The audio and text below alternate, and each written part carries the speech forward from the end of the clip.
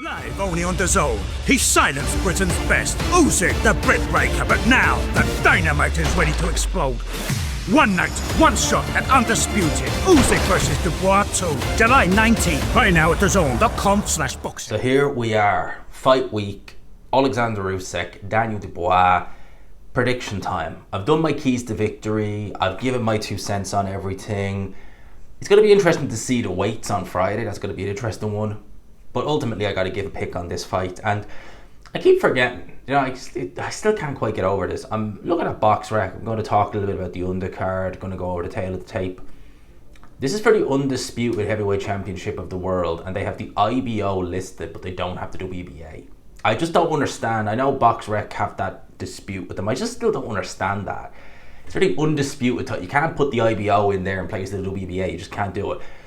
It's just a strange one to me. But let's talk about this fight. Let's give a pick. Let's talk about some points, some keys, further keys to victory. Let's go over the tail of the tape. We start with unified heavyweight champion Oleksandr Usyk. 23 fights, 23 victories, 14 wins by way of knockouts, no defeats, no draws. From Ukraine, southpaw, 6'3", 78-inch reach, 38 years of age. The record pretty much speaks for itself. His opponent, Daniel Dubois, this is fight number 25, believe it or not, even though he's been pro for about 4 years less than Oleksandr Usyk. This is his 25th professional fight. Not all of them have been at the highest level. He has had 22 victories, 2 defeats. One of those defeats is to Oleksandr Usyk, 27 years old, 9-year age gap, 6'5", 2-inch height advantage. Listed here as having the same reach as Oleksandr Usyk, but he's got a 95% knockout win ratio, basically. He's boxed 95 rounds as a professional. Contrast that to Oleksandr Usyk, who has boxed as a professional 201 rounds. All that, the reach, the height, it didn't count for anything first time around. The weight is going to be interesting. Usyk has been consistent in the low to mid 220s. He was a career heaviest in his last fight against Tyson Fury, given the fact that he weighed in, I think, with a hoodie on, so you'll knock a bit of weight off for that. Dubois has been coming in a lot heavier as of late, pretty much since the actual Oleksandr Usyk fight. He started coming in the low 240s against Miller, and subsequently in his last 2 fights, he's been in the mid to high 250s. How will that, I was going to say, how will that play into this fight come the weekend, but we don't actually know. Maybe Dubois is looking at this and thinking, I need to be more mobile, but maybe he's looking at this fight thinking he needs to actually pressure Oleksandr Usyk more. In terms of the undercard, before we go into the fight, we'll just touch on it very, very briefly. Daniel Lepin versus Lewis Edmondson. That should be interesting. Solomon Dakers versus Vladislav Serenko. I'm really hoping I got that name right. I'll have a look at Vladislav Serenko because I haven't seen much of him. Wins over Andrei Rudenko and Alexander Ustinov, although that was 4 years ago. That doesn't really say much. Win over Kamil Sakalasky, 8-round decision. Very few people stop him. Fought a very competitive fight, judging by the scorecards. I mean, he only won it by 1 point on one of the scorecards against Konstantin Doboshenko. Moses Atelma dealt with him handily. He fought, that guy's name rings a bell, Nascimento. I think he was just a generic journeyman. Terrell Jamil Wood, well-known journeyman on the American scene. Fought him in America, actually, way back in the day. This guy's been pro for a while. And yeah, I don't even know if this is a step up against Solomon Dakers. In terms of some of the other guys, obviously we know about Lawrence Okoli, Kevin Lorraine. That's going to be an interesting fight for Lawrence Okoli to see how he looks in that fight, see what weight he comes in. I think even by his own admission, he was too heavy last time around. Kevin Lorraine is a solid fringe world level fighter. He has, he stunned, what was his name now, Justice Hooney in their respective fights. So I'd say maybe underrated punching power. So that could be an interesting fight. It's not a terrible card, but in comparison to some of the cards we've seen with Ring and Riyadh season, it's a card that is perfectly fine. It's mainly focused on the main event, which is good. But I think a lot of people are just saying, it's not that good of an undercard. It's like, well, this undercard was pretty standard back in the day. Yes, we've had the influx of the Saudis, Ring Magazine, etc., which have beefed up the undercards, but that's not always going to be the norm.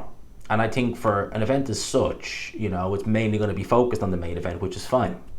Let's talk about this fight. So, Daniel Dubois, Oleksandr Usyk. First time around, it was a real case of man against boy. And that's the best way you can look at it. First time around, it was man against boy. This time around, it could be man against man. Because Daniel Dubois has come out of his shell a lot. We've seen him at the face-to-face today with Oleksandr Usyk shouting at him. I don't think that's the best way to go about, I'd say, fighting Oleksandr Usyk, but in your preparation. Last thing you want to do is get Oleksandr Usyk riled up and give him more motivation than he already needs. And we saw that at the kickoff press conference, you know. Tyson Fury had Usyk motivated, you know, and Daniel Dubois, I don't think, well, he looked very good and he was probably motivated because he was in Poland, which is close to where he's from. It wasn't a million miles away from Ukraine. Going into this fight, I was kind of like, is there sufficient motivation? I think taking the mic away from Usyk at the moment he was talking about missing his son's karate after he beat Fury, that's not going to help. Having Don Charles say all those ridiculous things that you're a cheater, you know, what God do you pray to? And then he made Don Charles look like an absolute twat. Not a hard thing to do, to be fair. But he made him look like an absolute twat by saying, you know, Jesus, I'm jealous of what? No, Jesus, I'm jealous of Jesus. And Don Charles just left it at that point. That was hilarious. I mean, Don Charles, Usyk didn't even try. That wasn't even try. Don Charles just did it himself. You don't need to be doing that. Having his son, what was his name, George Fox, you know, wanting to have a dust up with Oleksandr Usyk. All this nonsense, right? Right, you're just literally, you know, there's the bull, right? There's the bull. Please don't get any red. Oh yeah, let's just color ourselves in red. It's got the red t-shirt, the red jeans. Oh, he's coming at us. Oh, I wonder why. There you go. So I think that Oleksandr is going to be well and truly sufficiently motivated. He wants to be two-time undisputed heavyweight champion of the world. He's on his way out, but not in a sense of he's shot the bits or anything like that. Mentally, when you hear him talk, you can tell he's kind of checking out of boxing. This may be his last fight, it may be his penultimate fight. What a way to check out. I personally don't think he should have took this fight. Not because I don't think he's going to win, but purely for the simple reason I think that there's nothing left for him to prove in this sport at this moment in time, and best to go out on top. He's choosing to take this fight, and that's fine. First time around, as I said, it was man against boy. Dubois is a lot more confident. He does seem to have a lot more spring in his step these days. Having watched the first fight and having watched some of Dubois' subsequent performances, I cannot emphasize enough how poor the defense of Daniel Dubois is. In spite of the fact that he's improved in a sense of, you know, he's a bit more aggressive. Like when he fought Usyk, he was really standoffish. He was trying to jab with him. He was trying to box with him, and it just didn't work. Dubois is just not that type of a fighter. Like, he's got a good jab. He's got a good long range game. But against someone like Oleksandr Usyk, who can telegraph those shots, who can get out of the way, who has great head movement, great footwork, you know, he's able to pressure with his footwork, which is something that you really do want your fighters to do. It's very effective, and it's very effective with Oleksandr Usyk. Daniel Dubois just had no hope.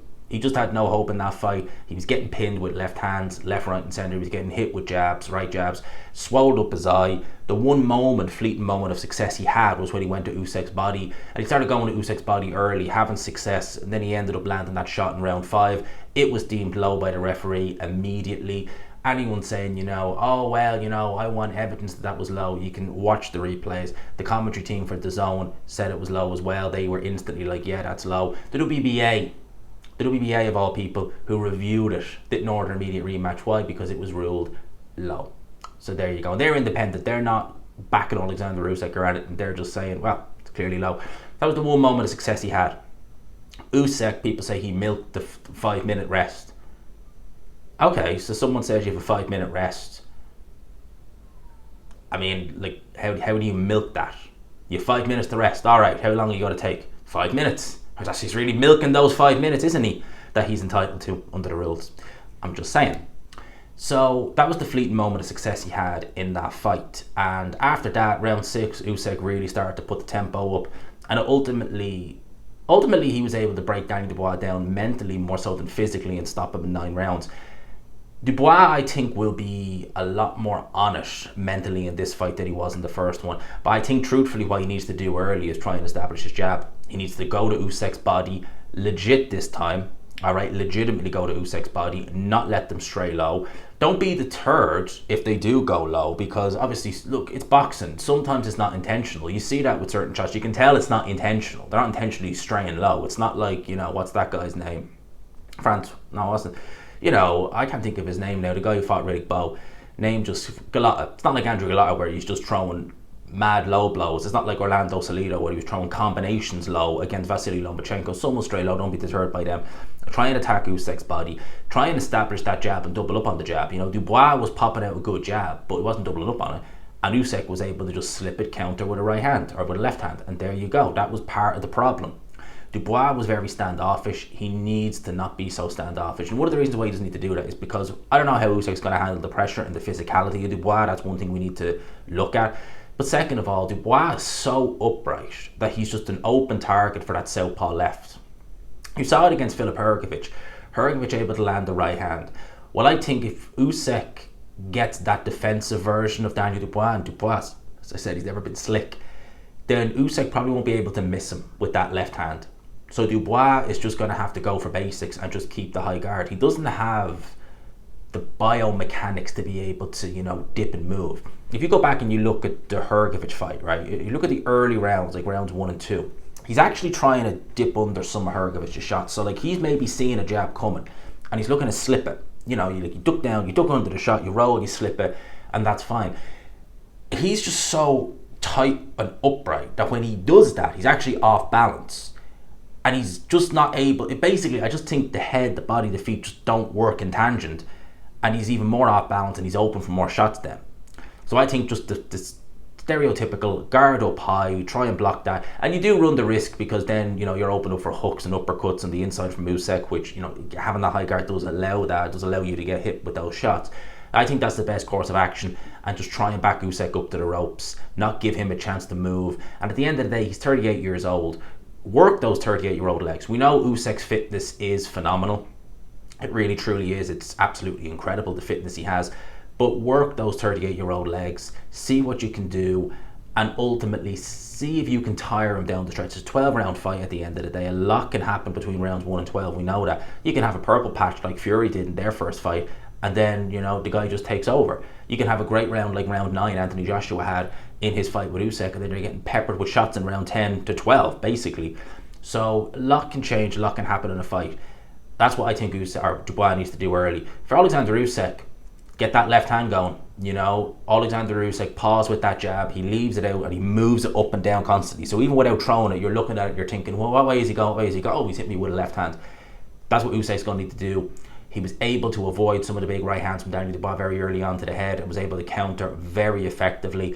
I think that's what he needs to do. I think he needs to put more weight on his shots. I think he has the power to hurt Daniel Dubois. I certainly do that. And I think that if he's able to land on Dubois early and really start to build the lead and pepper him, as long as he's not had the wind taken out of his sails, Oleksandr Usyk is going to absolutely take over down the stretch. It might be the first couple of rounds are the most competitive rounds for Dubois and his best chance to strike. Because if you let Usyk get into a rhythm, you are screwed. So don't let Usyk get into a rhythm. If you can try and punch with Oleksandr Usyk, AJ had phenomenal success punching with Oleksandr Usyk in their respective fight. So that's what I think Dubois needs to do. Try and attack the body of Usyk legitimately, double up on the jab and try and punch with Usyk. Usyk, find that left hand, probe with that right hand. Go to Dubois' body as well, because Usyk's a very, very underrated body puncher, throws a great straight left hand to the body. And I think, well, either guy has the ability to win in that sense. I got to give a pick on this fight.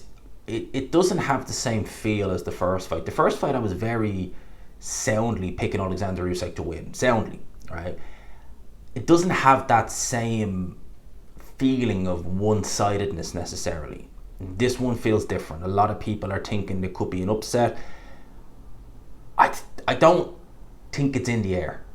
I don't think it is. I think Oleksandr Usyk is going to win this fight, but he's going to probably win it this time on points.